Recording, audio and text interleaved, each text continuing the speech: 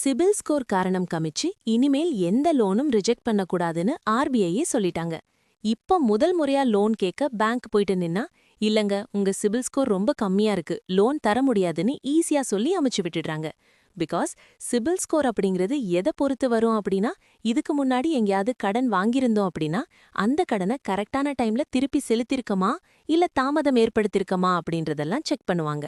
கரெக்டான டைம்ல செலுத்தியிருந்தோம் அப்படின்னா நம்மளோட சிபில் ஸ்கோர் நல்லா இருக்கும். இல்ல கரெக்டெல்லாம் பண்ணல, கொஞ்சம் பேமெண்ட்லாம் மிஸ் பண்ணிருந்தீங்கன்னா சிபில் ஸ்கோர் கம்மியா இருக்கும். ஆனா ஃபர்ஸ்ட் டைம் லோன் வாங்க போறீங்க, இது வரைக்கும் லோன் வாங்கவே இல்ல, பேங்க் டிரான்சாக்ஷன் அந்தளவுக்கு இல்லாத பட்சத்திலையும் உங்களுக்கு சிபில் ஸ்கோர் கம்மியா தான் இருக்கும். அதெல்லாம் காரணம் காமிச்சு இவ்ளோ நாள் வரைக்கும் லோனை ரிஜெக்ட் பண்ணிட்டு இருந்தாங்க.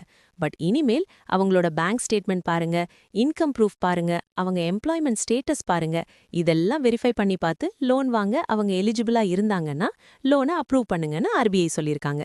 இந்த மாதிரி நிறைய யூஸ்ஃபுல்லான இன்ஃபர்மேஷன்ஸ், ஆர்பிஐயோட அப்டேட் எல்லாம் தெரிஞ்சுக்கணும்னு நினைச்சீங்கன்னா டிஜி சேவா சேனலை சப்ஸ்கிரைப் அண்ட் ஃபாலோ பண்ணிக்கோங்க.